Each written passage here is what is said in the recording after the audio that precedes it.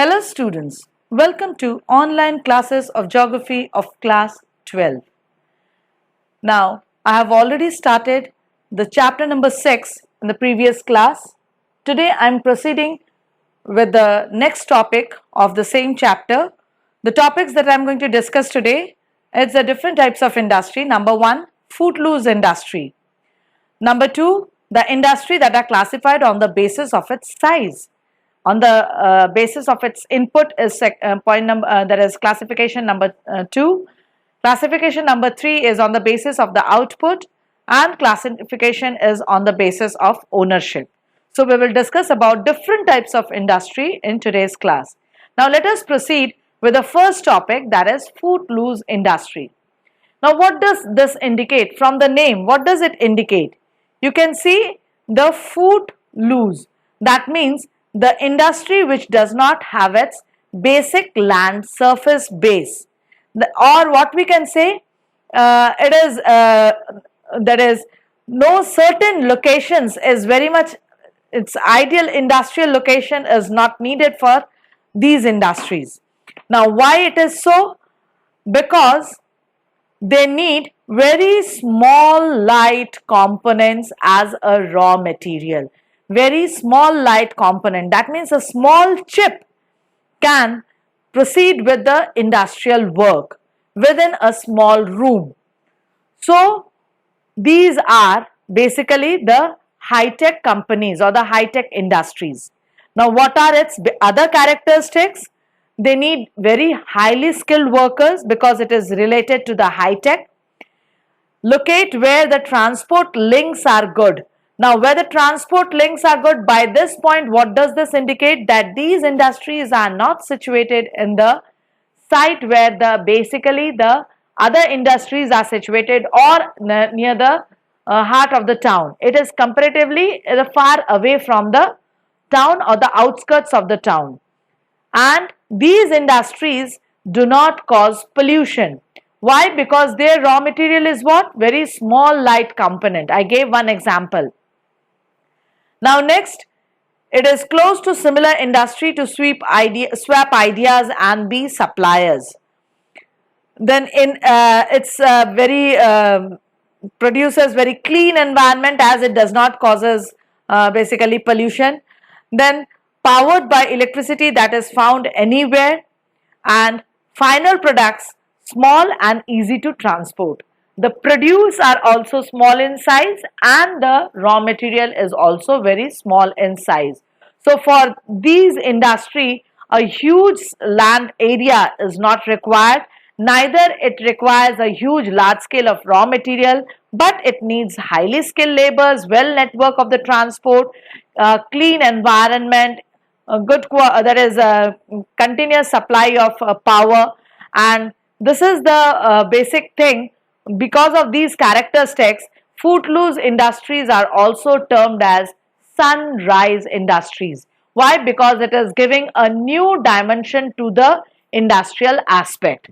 Which, now when we term industry, that means the one thing that comes into our mind, that is emission of the smokes and the dust.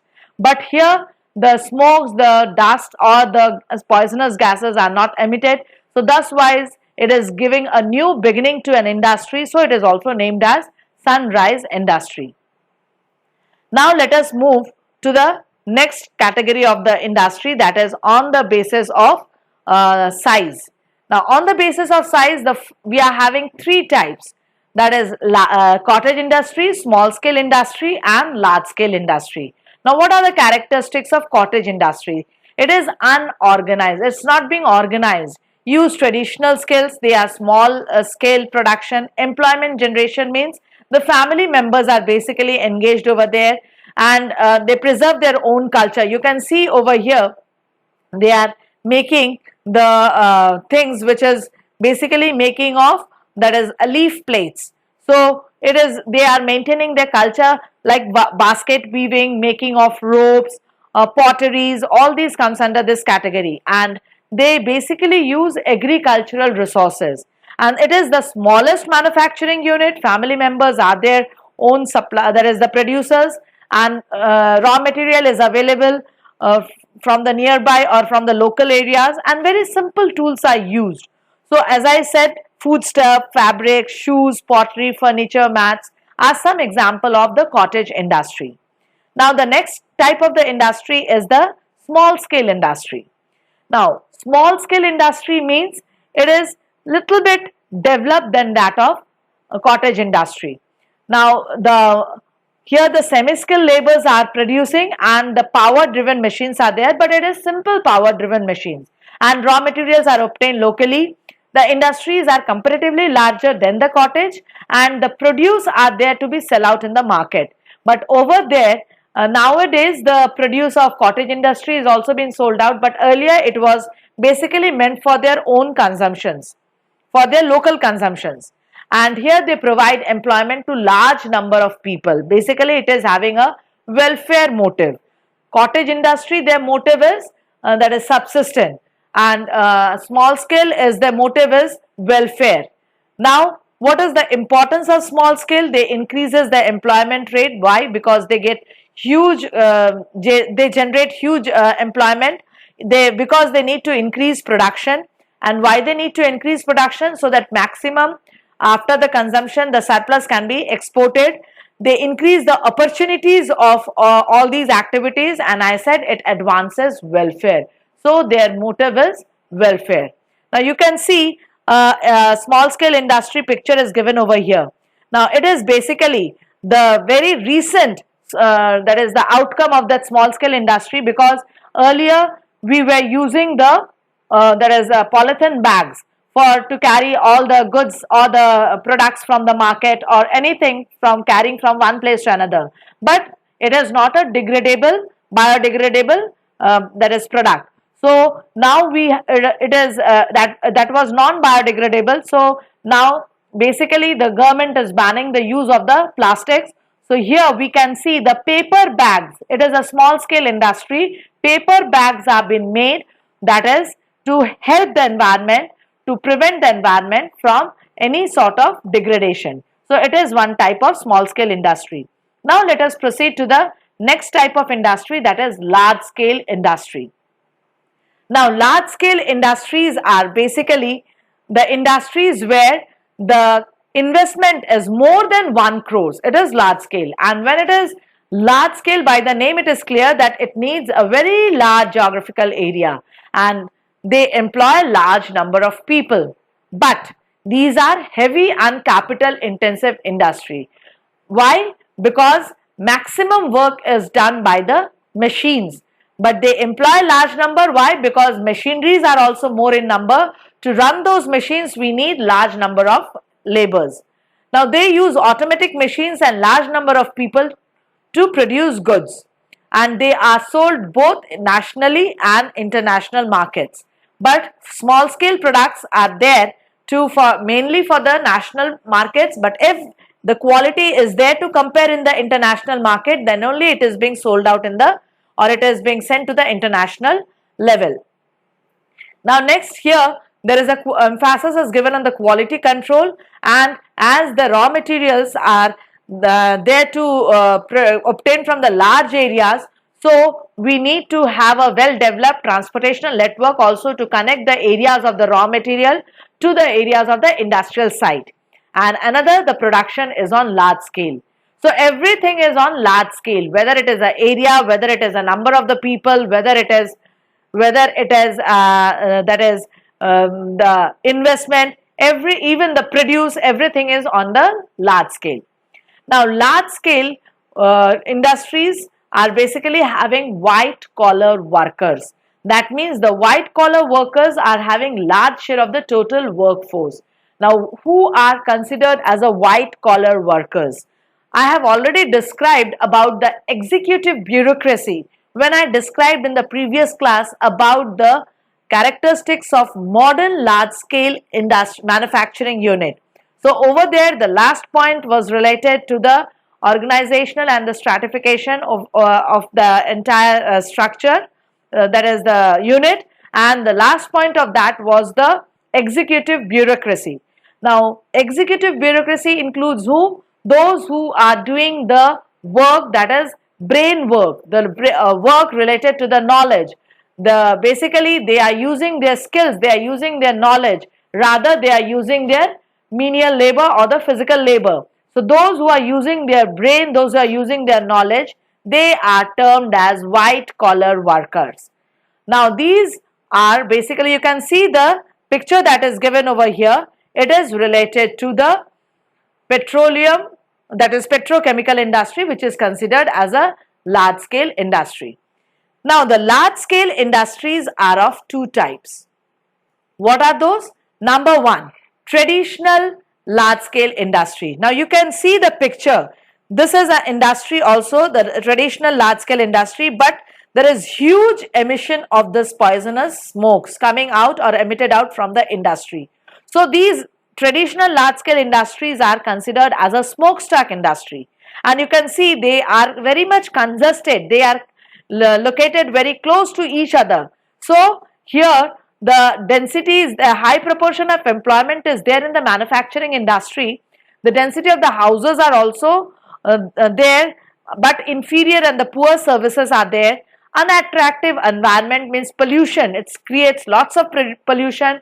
Because the high density, everybody is not getting the employment opportunities, so problems of unemployment is also there. And as there is a problem of unemployment, that means there is a act of emigration. People are leaving the places and going to some other places to earn their livelihood. And after the everything, factories are closed down, the land is as an abandoned land.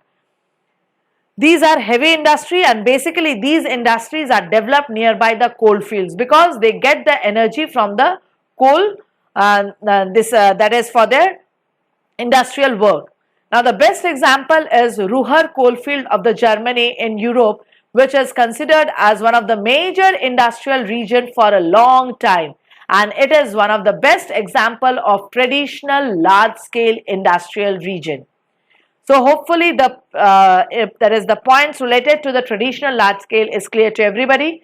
Now let us move to the next type of the large scale, that is the present one, that is high-tech or modern industry. Now here the workers, those who are engaged, are considered as a white collar workers or the professionals. Why? Because they are not doing the work, the physical work, they are doing the mental work. But where the people used to do their physical work, it was there in the traditional large scale. So over there the workers are termed as blue collar workers. But for the high-tech industries, they are termed as white collar workers. And here everything is very much scientific. Everything is done with the help of the computers, the electronic devices. The office and the plant buildings are modern and neatly spaced. They are not so very clumsy, cozy like that of traditional. And planned business parks of high-tech industry have been set up throughout the world. Basically, all the urban areas now, they are developing the high-tech industry in the outskirts of the city. And here, what is the another thing? That there is a quality control, there is emission of the reduction of the pollution, and efficiency of the production is there. Now next it is difference between the large scale and the modern high-tech scale. Now here it is given in a that is in a statement form, but when you are noting it down in your copy, it will be better you note it down in a tabular manner. You will keep the traditional large scale on your left hand side and the high-tech industry on the right hand side. Now what is the basic difference? These are heavy industries and these are high-tech small scientific industries. Okay, traditional industries are located near the source of the raw material, but here specifically there is no such major source of raw material, so they are located near the market as well as outskirts of the cities. Now as I said, blue collar workers are there, and here they are white collar workers because they do the physical labor and here they do the mental labor. Now here they face traditional large scale, they face large problems of environment, but these are green environment or eco-friendly industries. Traditional industries basically have a massive assembly factories, storage areas. They are very huge in structure, but the high-tech, they are neatly spaced, low density and office plant labs buildings are there. They are not a massive structure, they are simply a very low lying structure, modern office, not a multi-storied or a high storage that is a huge structure of the infrastructure of the industry. So these are the 5 basic difference between the traditional large scale and the modern large scale. You can give the example of the traditional large scale is the smokestack industry, that is the industry which emits smoke, that is iron and steel industry is the traditional large scale industry, and modern high tech industry means all the IT sectors which are there to produce the goods. IT parks are there as a high tech industry. They do the work in a form of a software and a hardware with the computer aided design. Now next we will proceed to the next category of the industry. Now you can see the names over here. So these are the industries which are classified on the basis of inputs. That means what is the raw material and from where they are getting the raw material for their development. So first is agro-based industry. By the name it is clear, the industries are getting the raw material from the agriculture. We are having many examples like spices, sugar, food processing, beverages, textile, all these are there for the agro-based. Now forest-based, they get the products from the forest, paper industry, furniture industry, lac industry. Mineral industry, they get the raw materials from the mines, and iron and steel, aluminium. Now mineral industry can be divided into 2, ferrous and non-ferrous, or metallic and non-metallic. Now in this order, ferrous industries are iron and steel, non-ferrous industries are there for the copper industries. Then comes that is metallic, non-metallic industries like cement industries. So mineral industries are of basically 3 types: ferrous, non-ferrous and non-metallic. Chemical industries, where they use the chemical as a raw material like petroleum products, salts, plastic industries. Next, pastoral based industries, where they obtain the raw materials from the animals, domesticated animals or from the cattle. And example, leather industry, woolen industry. Ivory, from the tusk of elephant we are getting this the raw material, and it is ivory industry. Now these are the 5 types of industry on the basis of raw material from they getting for the development of an industry. Now next, the classification of industry that I have discussed. Just see the pictures. This is the agricultural plot. It is a sugarcane field and you can see the industry located nearby. So sugar industry is just adjacent to the sugarcane field. Why? Because if there is a excessive transportation of the sugarcane, then the sucrose content present over there will reduce and it will not give a better results in the industry. So it is an agro-based industry. Here you can see it is the mineral based industry, that is iron and steel industry. It is metallic one. It is a non-metallic cement industry. Now you can see the that is the water bottles, the plastic bottles that is being produced. It is a chemical industry.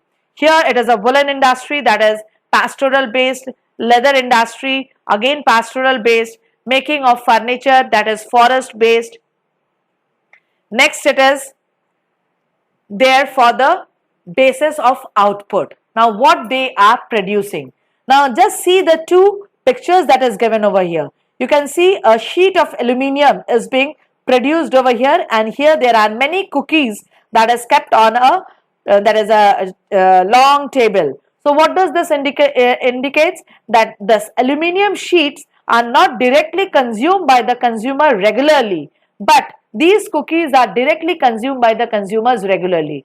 So what is it? These are consumer goods industries, that is having a direct connection with the consumers regularly, and these are basic industry that is not been consumed directly by the consumers regularly. Rather, the other industry depends upon these products for their for their development. So they are considered as a basic industry. That means their finished products acts as a raw material for the other industry.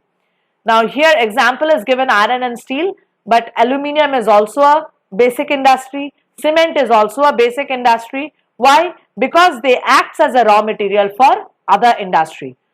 Now for making utensils, they take the aluminium. For making aircraft, they take the aluminium. So for other industries, automobile industries or other industries, they are getting the aluminium, which is considered as a raw material for other such industries. So these are the two types of industries on the basis of the output or the product. Now the last classification is there on the basis of, that is, ownership. Now you can see this. It is given over here, that is BHEL is written over here, NTPC is written over here, Indian Oil is symbol is given over here. So what does this indicate? Even Steel Authority of India Limited is there. So these are what? These are basically the industries which are owned by the government, by the state. So the ownership and the management which is done by the state or which is in the hand of the state, that is considered as a public industry. And what is their basic motive? Employment generation and welfare motive. Now next, Reliance, Airtel, Tata, all these are the industries which are coming under the category of a individual. Now the single individual is having its ownership, that means it's a private sector or it belongs to a corporate body. So, and here they invest their own capital to manage the industry. And what is their basic motive? The basic motive is to produce good products at a large scale, and profit is their main motive. Now next, Oil India Limited. Now Oil India Limited is having the ownership from both, that is from public and from the private. Now public deals up with the management part, and that is the financial part is being dealt out by the private sectors. So industry that is owned and managed jointly by the state and private is termed as joint sector, and the best example is Oil India Limited. So these are the three major types of industry on the basis of ownership, that is public industry, private industry and joint industry. So I have completed the topic for today, and if you are having any doubt, any questions related to this, just mention it in the comment section and note down all the points that I have given today in the notes. And thank you for following my class. Have a nice day.